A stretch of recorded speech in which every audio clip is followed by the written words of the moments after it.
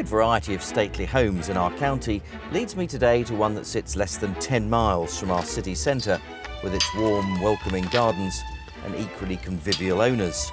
Located just 2 miles north of Wroxham on the road to Stalham, Hoveton Hall is a fine Regency house completed in 1812 and set in 620 acres of arable land, grazing sheep and rare breeds of cattle.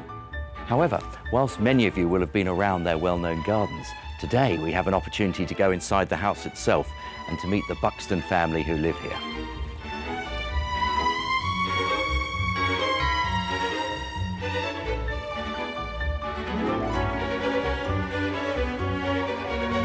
Hello, Harry.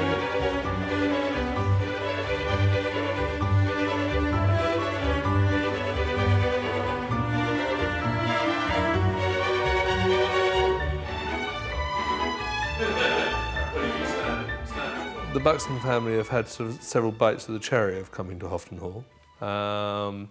My distant cousin owned the house first, somewhere between 1916 through to about 1929. And then they sold up on the death of his wife and emigrated to Australia. And then my grandfather bought it back into the family, or the direct Buxton family, in 1945, just after the Second World War. Other owners of this house, funnily enough, are very close relations of my mother, the Preston family, who own nearly all the land around here. Very, very large landowners. So there's been a strong connection with my family, either on the Buxton side or my mother's side, since the house was finished in about 1812. But because I think my father was involved with, although he worked in London, he was involved with helping my grandfather run the estate. We ended up having a cottage on the estate. So until my grandfather died and my parents moved in, we lived on one of the cottages in the garden. And then we moved in when I think I was 14 years old. We had a fantastic time and still do. And it's so enjoyment to see my children do it, and not just my children. One of the main reasons why we still open the garden and want to have the garden open is actually see children running around and having the same enjoyment we do. Of course, actually, the garden lovers quite often say, well, when is there not a child event? Because they don't like to hear the noises. But this afternoon, we've got the local school coming, which I sort of rig up for free. So they can come and just enjoy this place, because that's what it's for. It's not just for one person. We're here to make our mark, potentially, in any way. And try and do your bit to either keep it going or improve it if you can. My grandfather made his mark on the woodland here. He planted an awful lot of woodland, as did my father. And as him and my mother together transformed this house into pretty much what you see today. And it's in very good condition. When my grandfather moved out, or was thinking about moving out before he died, he said to my mother, when it rains, Barbara, here's where you put the pots. It literally did. The house leaked. When Harry and I found out that we were going to move into the hall, we struggled a little bit as to what we would do to help us financially to maintain and to live in the hall. Because as you probably can appreciate, it's very expensive to run a house like this and the estate. So we did quite a bit of mystery shopping and some research, and we came up with the idea of opening for luxury B&B. We earmarked these rooms that we've got quite early on because they had the best views and the ensuite bathrooms.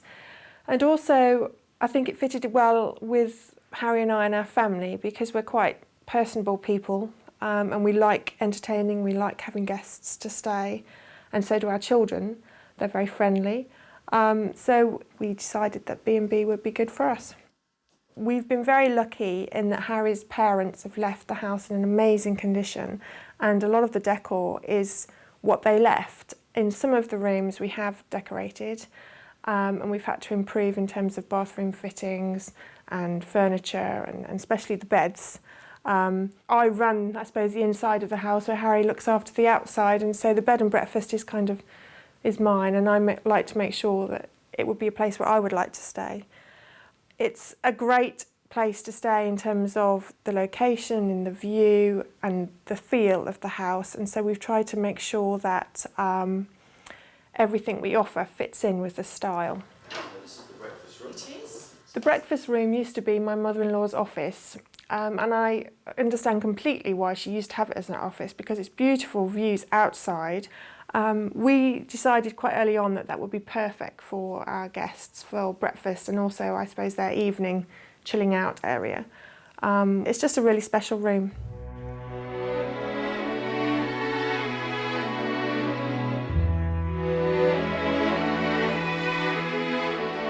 The gardens were designed, or there were designs written by a well-known landscape designer called Harry Rachel Buxton.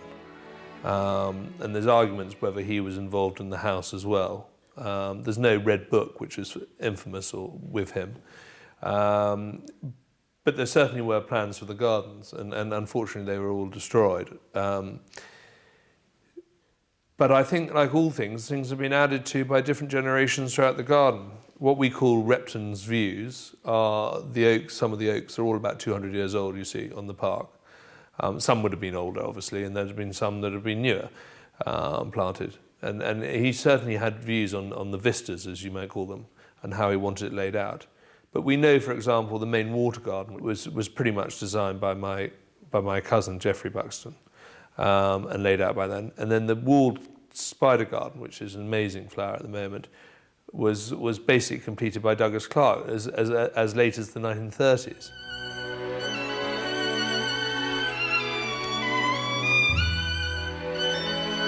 Here in the walled garden, there's over 600 different species of plants, some of them rare and unusual, sitting alongside many of the familiar ones that perhaps you've got in your garden. The peonies are out at the moment, the roses are looking gorgeous, and the herbaceous borders are attracting so many wonderful insects in these summer months. It's a joy to see. It really is a tranquil and beautiful spot.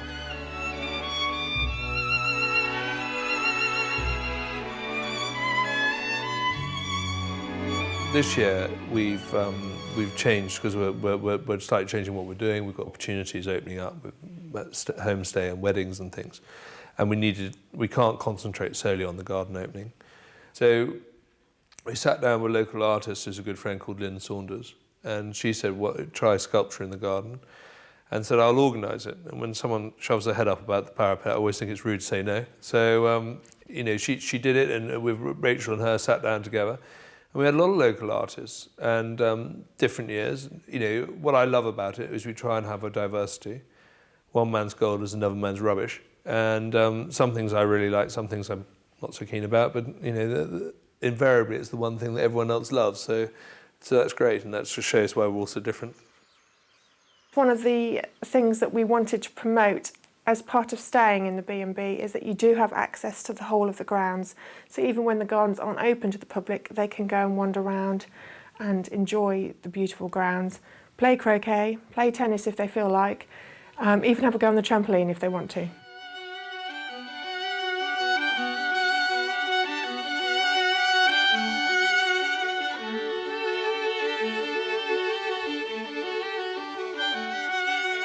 Here in the kitchen garden is this magnificent bed, about 25 metres, stacked full of different herbs, every type that you might want to serve in a dish. And what they've done here is to put a description of that herb, a description from 1649. A man called Culpeper created all these wonderful herbal medicinal purposes. So there's a description for each of the herbs. I'm going to read one or two to you. Parsley. We all use parsley occasionally. The distilled water is a familiar medicine with nurses to give children when troubled with wind of the stomach or belly. Further along is calamint, part of the mint family, as you might guess. Let women not be too busy with it, for it works very violently upon the feminine part. It helpeth such as have the leprosy, and it hindereth conception. And this one. Let me introduce you to germander. This is 1649. This is Mr. Culpeper's description. It is commended by some as a specific for the gout. It opens obstructions of the liver, spleen and kidneys, and it is used for jaundice, dropsy and stoppage of urine. Could I just say, if you are suffering from any of these, please do consult your GP. Thank you.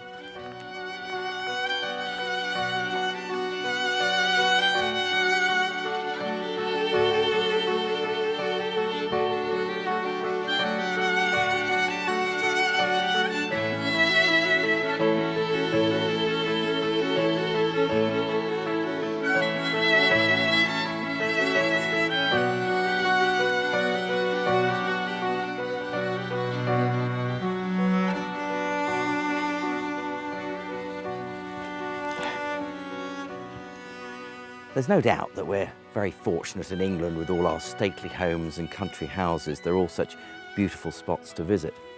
And here at Hoveton Hall with its magnificent gardens, well, there's no exception there. It's a truly tranquil, quiet, idyllic little spot. Well, I do hope you've enjoyed this episode of the stately homes of Norfolk. It's been a fabulous day here at Hoveton.